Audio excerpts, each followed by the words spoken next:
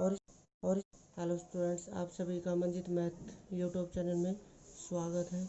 और आज हम जो इस सेशन में टॉपिक डिस्कस करने वाले हैं वो है क्लास 6 का टॉपिक है। एक्सरसाइज है हमारी 2.1 और चैप्टर का नाम है पूर्ण संख्याएं मीन्स होल नंबर्स। तो सबसे पहले ये देखते हैं पूर्ण संख्याएं मीन्स होल नंबर कहते किसको है। देखिए, जो संख्या 0 से स्टार्ट हो जाए, 0, 1, 2 इस तरह से चलती रही तो ये सारा जो ग्रुप है इसी को कहते हैं पूर्ण संख्या मीन्स होल नंबर। और सबसे छोटी पूर्ण संख्या कौन सी बनती है यहाँ पे, क्योंकि स्टार्ट 0 से हो रही है तो सबसे छोटी पूर्ण संख्या क्या बनेगी, 0। तो ये इसका बेसिक पॉइंट था। तो चलिए स्टार्ट करते हैं क्वेश्चन फर्स्ट से। 10,999 के बाद अगली 3 प्राकृत संख्याएं देखिए। तो अगर हमें इसे अगली निकालनी संख्या है तो इसमें 1 जोड़ देते हैं और यहाँ से हमारे पास आ जाता है 11,000। ये तो पहली संख्या है। जो हमारे पास ये आया है इसी में 1 और जोड़ दें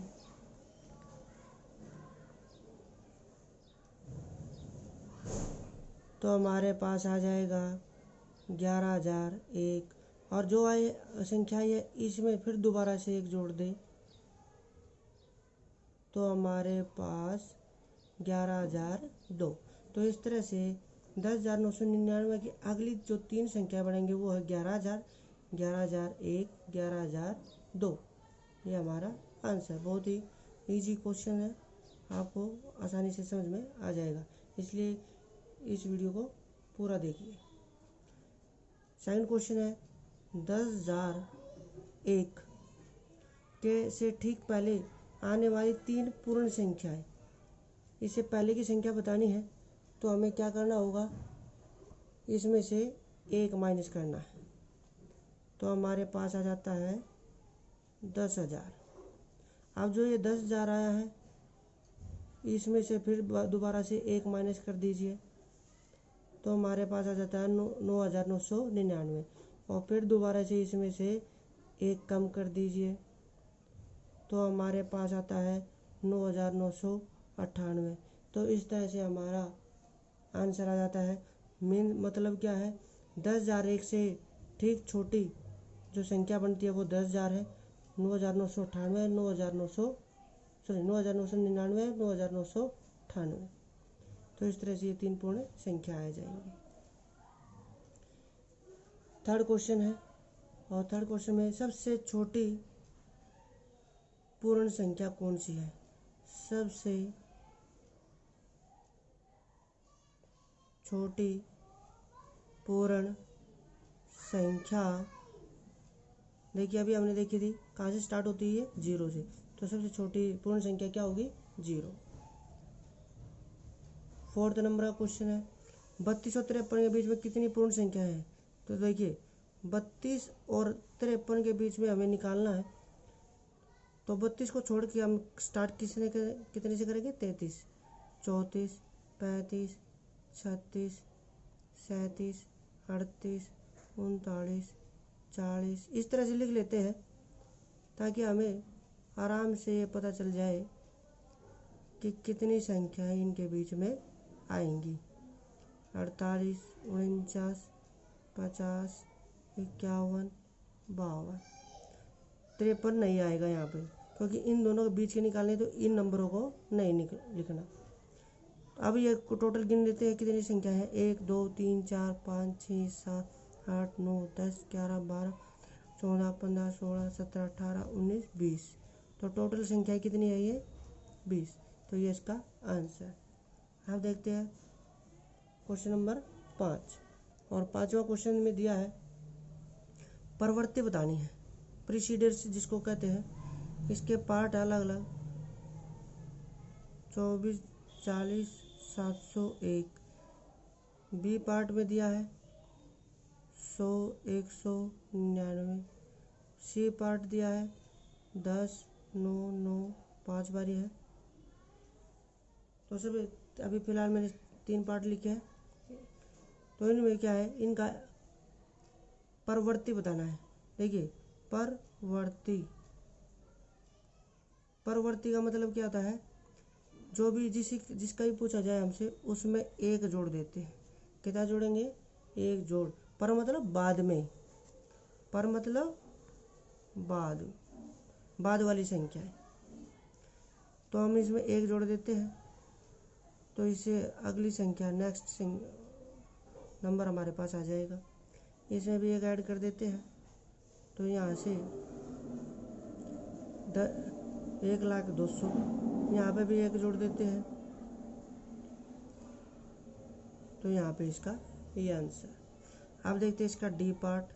डी पार्ट की वैल्यू दी हुई है 23,45,670। इसका भी सक्सीडर कहते हैं प्रवर्ती को हम, और पूर्ववर्ती को कहते हैं प्रीसीडर्स। तो इसमें भी एक ऐड करते हैं, तो ये हमारे आंसर। आप देखते हैं इसका 6 क्वेश्चन नंबर 6, और इसमें भी पार्ट दिए हुए हैं, पूर्ववर्ती बताना है। देखिए मैं पहले पार्ट लिख लेते हैं। बी का है 10,000, सी का है 20, 80, 990 सॉरी, और डी पार्ट में है 76, 54, 321। तो देखिए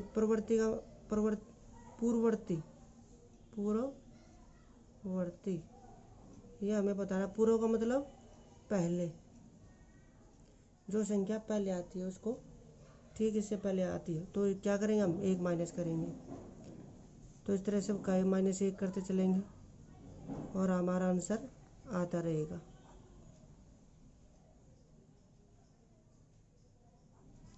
यहाँ से भी एक माइनस कर देते हैं, 0, 2, 3, 4, 5, 6, 7। तो ये इस तरह से हमारा आंसर।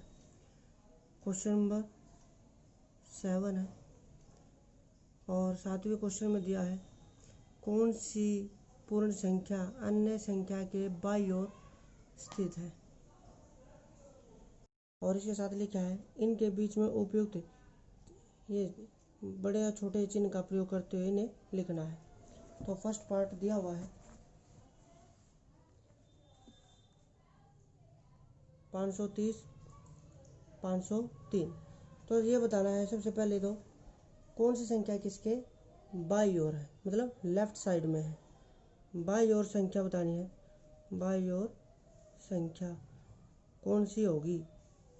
देखिए अगर हम स्केल पे चलते हैं तो 503 पहले आएगा और बाद में कहीं जाके 530 आएगा। तो इस संख्या के बाईं ओर कौन सी संख्या है, 503, तो बाईं ओर बनती है 503। ये फर्स्ट आंसर। सेकंड, हमें क्या बताना कौन सी संख्या है बड़ी है, तो इन दोनों में से बड़ी संख्या कौन सी है, 530। ऐसे बी पार्ट 370, 307। अगर हम स्केल पे देखते हैं तो 307 यहाँ आएगा और बाद में कहीं पे जब हम चलते रहेंगे 370 आ जाएगा। तो लेफ्ट साइड में कौन सी संख्या है, 307। तो बाईं ओर संख्या 307 है, और 370 और 307 में बड़ी संख्या कौन सी हमारी, 370। तो ये बड़े का निशान। सी पार्ट है 98,765 और 56,779। तो जो छोटी संख्या है वो बाईं ओर आएगी। बाईं ओर संख्या, जैसे देखिए ये पहले भी छोटी संख्या है जो लेफ्ट साइड में आई है, तो लेफ्ट साइड में हमारी छोटी संख्या आएगी 56,779।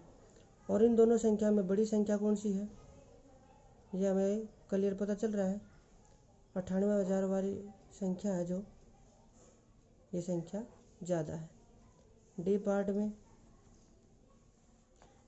में दिया है 98, 30, 415 और 100, 23001। तो देखिए जब इतना बड़ा नंबर है तो ये देखते हैं कम नंबर किस में है। 3 और 3 6 और 1 7, 3 3 6 7 8। तो छोटी संख्या इधर वाली है, तो बाई और संख्या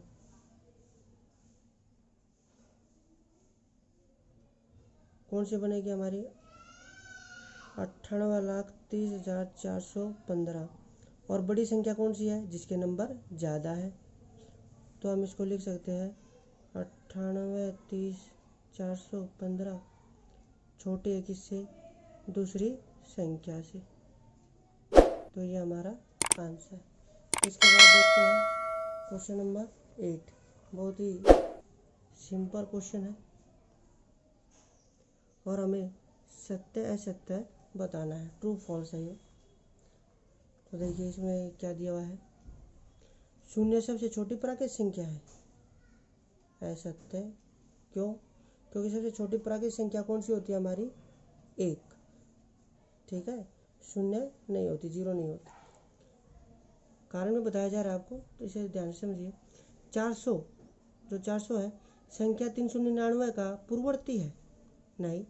399 का पूर्ववर्ती तो 398 बनता है, और ये कह रहा है 400 जो कि नहीं है, मतलब असत्य। सी है, शून्य सबसे छोटी पूर्ण संख्या है। ठीक है, क्योंकि ये हमने शुरू में पढ़ा था, पूर्ण संख्या कहाँ से शुरू होती है, 0 से। डी 600 जो है संख्या 599 का प्रवृत्ति है, सत्य है। 599 के बाद अगर हम इसमें 1 जोड़ दें तो 600 ही आता है, जो ठीक है। ये पार्ट में सभी प्राकृत संख्या पूर्ण संख्या होती है। देखिए प्राकृत संख्या कहाँ से शुरू होती है, 1 से, इस तरह चलता है। और पूर्ण संख्या कौन सी होती है, जो 0 1 2 3 इस तरह चले। देखिए ये छोटा ग्रुप है और ये जैसे 1 नंबर ज़्यादा है, इसमें 0 आ जाती है, तो ये ग्रुप प्राकृत वाला ग्रुप इस ग्रुप में आ जाएगा। तो ये पूछा हमसे सभी प्राकृत संख्या पूर्ण संख्या है, सत्य।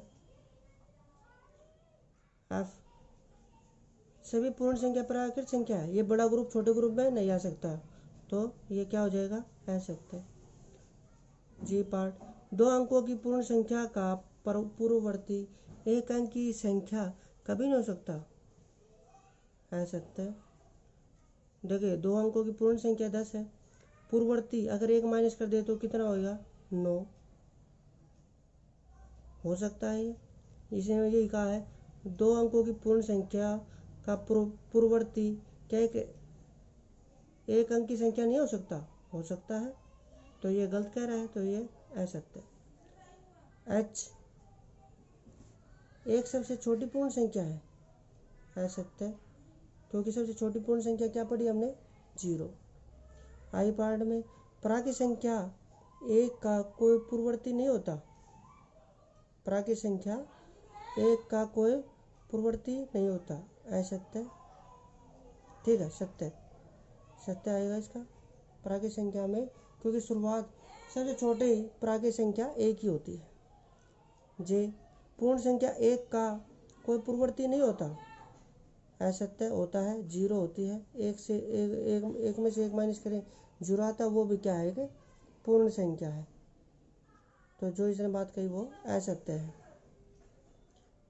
क्या है पूर्ण संख्या 13, संख्या 11 और 11 पूर्ण संख्या 13 संख्या 11 और 12 के बीच में स्थित है, असत्य। 11 और 12 के बीच में, तो 13 तो साइड में आती है, बीच में नहीं आती। एल में क्या है, पूर्ण संख्या 0 का कोई पूर्ववर्ती नहीं होता, पूर्ण संख्या 0 का पूर्ववर्ती नहीं होता, सत्य है, क्योंकि सबसे छोटी पूर्ण संख्या कितनी है, 0 होती है। एम 2 अंकों की संख्या का प्रवर्ती, 2 अंक मान लीजिए 10 है, सदैव 2 अंकों की एक संख्या होती है प्रवर्ती, जैसे 99 है, अगर ये प्रवर्ती कहा जाए तो हमारे पास कितना आता है, 100। तो ये क्या कह रहा है कि सिर्फ 2 अंकों की संख्या बनती है। अगर मान लीजिए हम 99 में 1 जोड़े तो क्या 2 अंकों की संख्या आती है, नहीं, 3 अंकों की आ सकती है, तो ये जो कहा है ये असत्य। तो इस तरह से हमने देखिए इस वीडियो में प्रश्नावली 2.1 कैसे सॉल्व की जाती है। अगर आपको ये वीडियो पसंद आई है तो लाइक कीजिए, सब्सक्राइब कीजिए, अपने फ्रेंड्स में शेयर भी कीजिए और आने वाली वीडियो को देखते रहिए। तब तक के लिए धन्यवाद। Thank you.